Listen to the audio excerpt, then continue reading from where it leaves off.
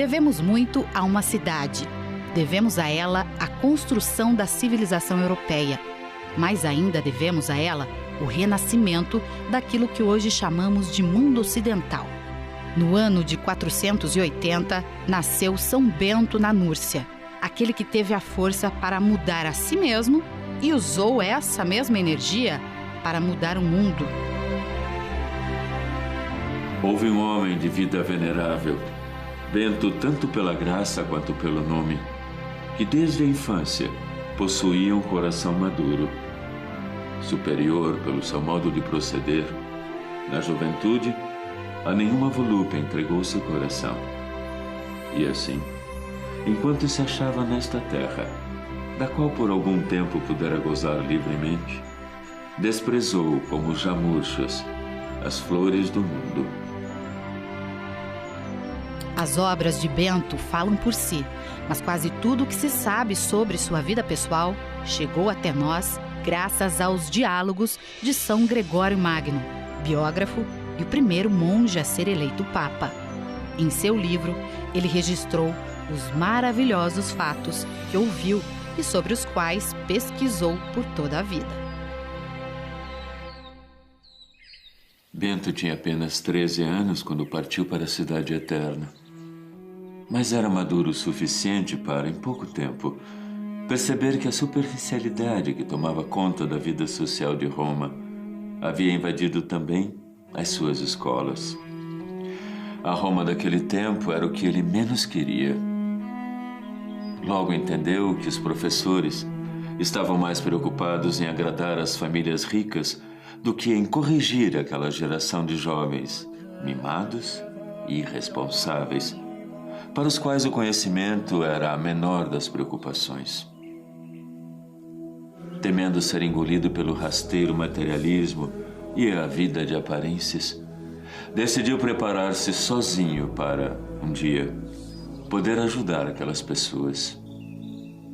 Para isso, teve a coragem não apenas de deixar a escola e sair de Roma, mas de renunciar aos bens e proteção de sua família.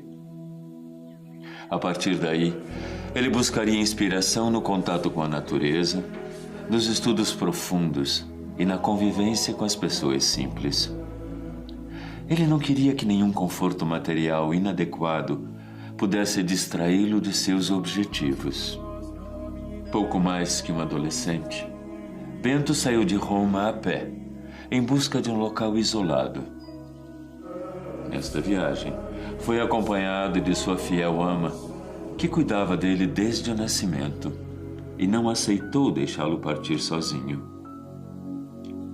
Depois de alguns dias de caminhada, chegam a uma aldeia na região do Lácio e ali conseguem pousada com pessoas caridosas junto à igreja de São Pedro Apóstolo. E foi neste lugar que aconteceu o primeiro milagre de Bento, para mostrar que ele estava na direção certa.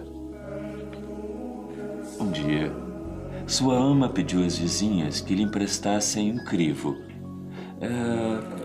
uma espécie de vasilha de barro com furos, usada para limpar o trigo e outros cereais.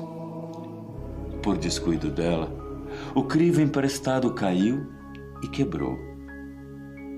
A mulher começou a chorar muito e o jovem Bento, emocionado com o sofrimento, pegou os cacos da vasilha e rezou sobre ela, emocionado, em lágrimas. Quando abriu os olhos, o crivo estava novamente inteiro, sem nenhum sinal de que tivesse sido quebrado.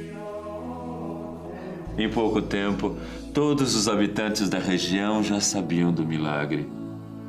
Penduraram então o vaso restaurado na porta da igreja São Pedro Apóstolo, para que todos se admirassem do poder da fé do jovem Bento, que apenas iniciava sua vida religiosa.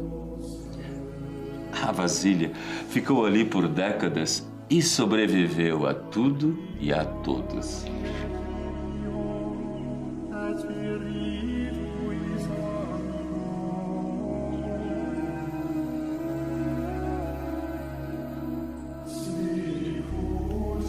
aos 20 anos, depois de 7 anos de pregação e exemplo, decidiu isolar-se em uma pequena e quase inacessível gruta nas encostas do Monte Subíaco, de onde desciam muitas fontes de água. No caminho, encontrou um velho monge chamado Romano e a ele contou seus planos. O monge prometeu orientá-lo e guardar segredo do local. Emprestou-lhe livros preciosos e lhe deu um velho traje monástico negro, cor que Bento usaria por toda a vida e seria adotado pelos seus futuros discípulos. Além disso, de tempos em tempos, levava a Bento um pedaço de pão que tirava de sua própria ração diária. Não havia caminho do mosteiro de Romano à gruta, pois um rochedo bloqueava o caminho pelo alto. O bom monge, então, descia o pão pendurado a uma corda comprida, com um sino na ponta, para que Bento soubesse que era hora de pegar o alimento. Bento passou 3 anos como um eremita, sem receber visitas, orando, lendo, meditando, exercitando os dons espirituais. Até que um dia acaba sendo descoberto por pastores que buscavam suas cabras perdidas. Os jovens, ao mesmo tempo que estranharam a sua aparência, sentiram-se atraídos pelo seu ar bondoso e inteligente. Os pastores passaram a visitá-lo para pedir conselhos e orações. Aos poucos, espalharam a notícia de que ali vivia um homem poderoso, santo e sábio. Jovens de toda a região, vendo seu exemplo, convertiam-se e queriam imitá-lo. Depois de muitos sinais do céu, e inspirado pela sua fé, Bento chega à conclusão de que o seu período de reclusão chegava ao fim.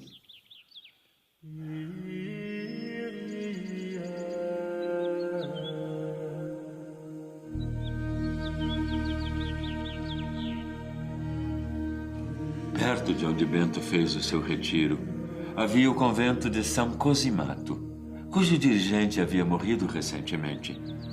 Como a sua fama já era grande, a comunidade foi pedir que ele assumisse a direção. Bento recusou por muito tempo, pois sabia que os seus costumes eram bem diferentes daqueles irmãos. Tanto insistiram que ele acabou aceitando. Lá, comprovou a sua intuição. Os monges se encheram de fúria quando ele impôs disciplina. Por mais que se esforçasse e desse exemplo, eles não aceitavam abandonar os abusos de uma vida desregrada e preguiçosa, a qual estavam acostumados. Como viam que, sob seu comando, teriam de meditar coisas novas e abandonar os maus costumes, se reuniram e planejaram assassinar Bento. Decidiram colocar um forte veneno no vinho do jovem mestre. Mas o plano deu errado e serviu apenas para fortalecê-lo com um novo milagre. Apresentaram a bebida para ser abençoada, como era o costume. Bento estendeu a mão, fez o sinal da cruz, e a vasilha estalou e partiu em pedaços, como se tivesse levado uma pedrada invisível. Bento percebeu imediatamente o que havia acontecido. Levantou-se e, com expressão plácida e a mente tranquila, disse aos irmãos indolentes e rebeldes: Deus tenha compaixão de vocês, irmãos. Por que fizeram isso? Antes de aceitar o convite, eu avisei muitas vezes que os meus costumes não se harmonizariam com os de vocês. Procurem um líder que combine com o seu jeito de viver. A partir de agora, acabou a minha responsabilidade com essa casa.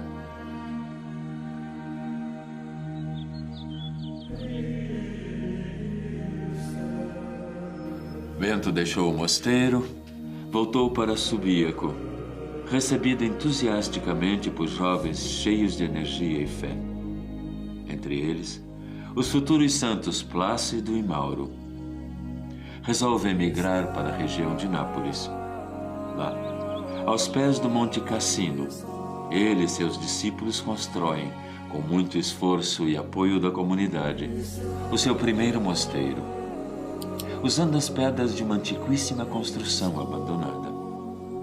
Na verdade, aquele foi o primeiro mosteiro propriamente dito da Europa, e Bento quis fazer dele um modelo para o Ocidente.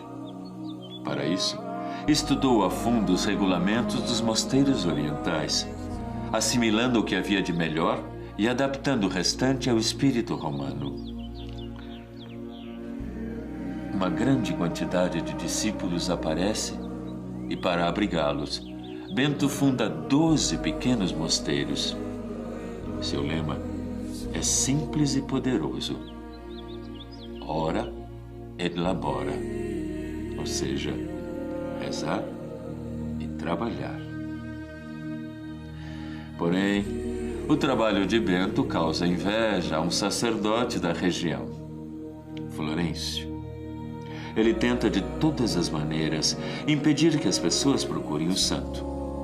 Até que, no ano de 529, cego pelo despeito, Florêncio leva um pão envenenado de presente a Bento. Mas o santo, sempre bem inspirado, percebe imediatamente a intenção do padre.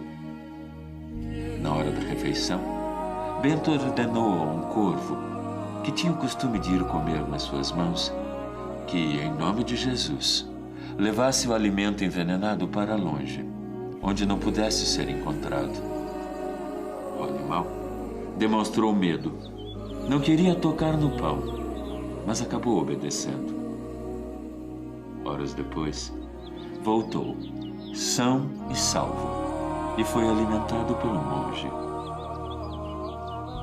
Incapaz de desejar o mal a quem tentou matá-lo, Bento toma o episódio como um sinal de Deus, de que deveria se afastar da multidão, para poder ampliar seus serviços.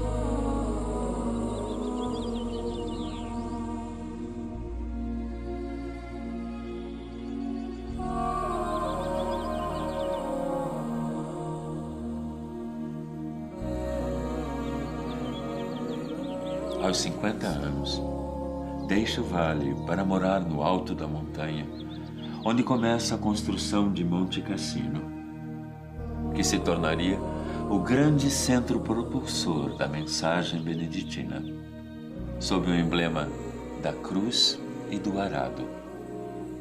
A partir daí, a proposta de Bento começou a se expandir de forma impressionante.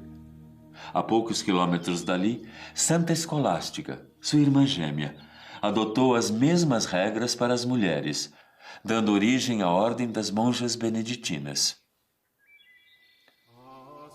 Graças a esse monge, de modo simples, salvaram-se da destruição e do esquecimento os tesouros milenares da cultura, da arte, da literatura e da ciência, sem as quais o Ocidente estaria condenado às trevas. Durante muitos séculos, os estudiosos, os doutores, os cientistas e os professores, que passaram conhecimento às novas gerações, pertenciam quase todos à família espiritual de São Bento. Dos mosteiros surgiram a excelência na fabricação de instrumentos científicos e de trabalho, a cópia sistemática de livros preciosos, o combate à escravatura, o estabelecimento do direito público e privado das nações, o ensino. A grande eficácia dos regulamentos estabelecidos por São Bento para seus mosteiros fez com que eles fossem adotados por quase todas as demais ordens religiosas.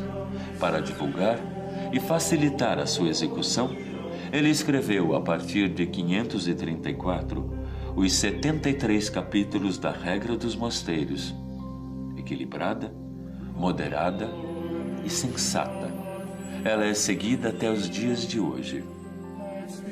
O poderoso fermento espiritual, presente na obra de Bento, expandiu a sua mensagem muito além de sua pequena cidade e do seu país, para forjar o rosto do mundo ocidental, a partir da fé, partilhada entre diferentes povos. Os mosteiros de São Bento formaram pessoas que passaram a história da nossa civilização pela sua sabedoria, ciência e santidade. Eles eram escolas, hospitais, laboratórios, hospedarias que espalhavam a luz que mais tarde revolucionaria o mundo com o humanismo e a renascença. Além disso, ensinaram aos povos da Europa novas técnicas de agricultura, criação de animais, preparo e conservação de alimentos. Até hoje, as regiões no entorno dos mosteiros são centros de excelência mundial na produção de queijos, presuntos, salames, linguiças, vinhos, cervejas, doces, compotas e conservas. E a Igreja deve a essas oficinas de oração e trabalho nada mais, nada menos que 23 papas, 5.000 bispos e cerca de 3.000 santos canonizados. A vida de São Bento foi cercada de fatos extraordinários. Por inúmeras vezes, ele livrou a si mesmo, irmãos monges e pessoas do povo da influência de espíritos malignos, e por isso é visto por muitos como um poderoso exorcista. Bento tinha também, em alto grau, os dons da visão à distância, da leitura de pensamentos e previsão do futuro. Foram muitas as profecias do santo, inclusive sobre a destruição do mosteiro, primeiro pelos lombardos e muito tempo depois, na Segunda Guerra Mundial. Em 15 de fevereiro de 1944, com o falso argumento de que havia um grupo de controle e observação do exército nazista escondido atrás de seus muros, intransponíveis por terra, o mosteiro de Monte Cassino foi destruído por 1.400 toneladas de bombas lançadas pela Força Aérea Americana.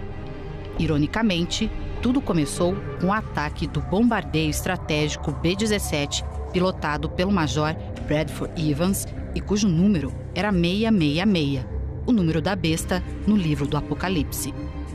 Antes disso, porém, o Marechal Kesselring deu ordem de levar o abade e os monges intactos para Roma, como previra São Bento quase 1.500 anos antes. Graças à disciplina beneditina, foram salvas as principais relíquias históricas. Mais tarde, os monges reconstruíram Monte Cassino, exatamente como original. Hoje em dia, existem mais de 1.200 mosteiros beneditinos em todo o mundo, seguindo a mesma regra estabelecida pelo seu fundador.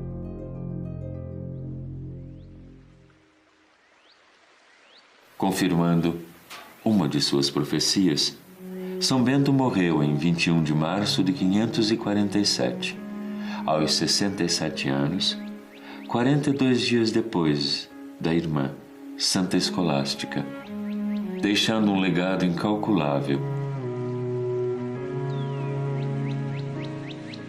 A pequena gruta em que ele viveu como eremita por 3 anos é até hoje uma fonte inesgotável de incontáveis milagres.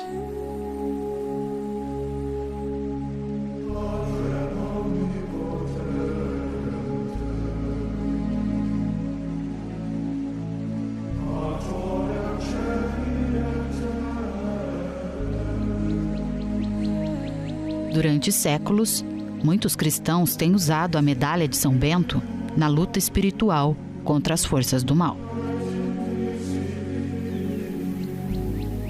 Por mais de 1000 anos, a existência da medalha de São Bento foi vista como um mito. Até que em 1647, ela foi redescoberta nas paredes da antiquíssima abadia beneditina de São Miguel, na Alemanha, onde estava oculta há séculos. Cuidadosamente entalhada na parede, a medalha crucifixo trazia uma fórmula, isto é, um resumo, feito apenas com as iniciais das palavras de uma oração que ninguém conhecia. Examinando os livros do mosteiro, os estudiosos encontraram uma ilustração de 1415, na qual São Bento aparecia segurando uma cruz e uma flâmula que, para a alegria deles, continha exatamente a oração da medalha. Os versos são considerados uma forma de exorcismo, um pedido de proteção contra as tentações e os maus pensamentos. E se tornaram famosos com o nome de Vade Retro Satana.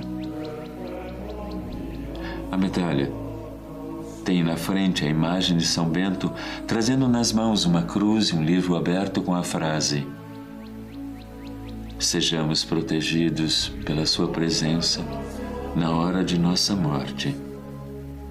No verso, há uma imagem da cruz e as letras iniciais da poderosa oração que você está convidado a utilizar sempre que estiver precisando.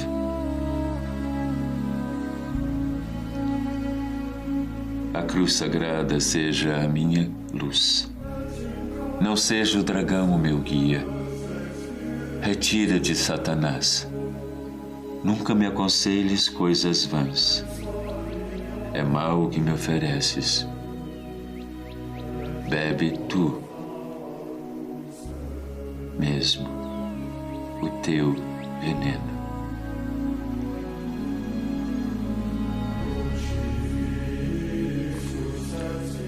Rogai por nós, bem-aventurado São Bento, para que sejamos dignos das promessas de Cristo. Amém.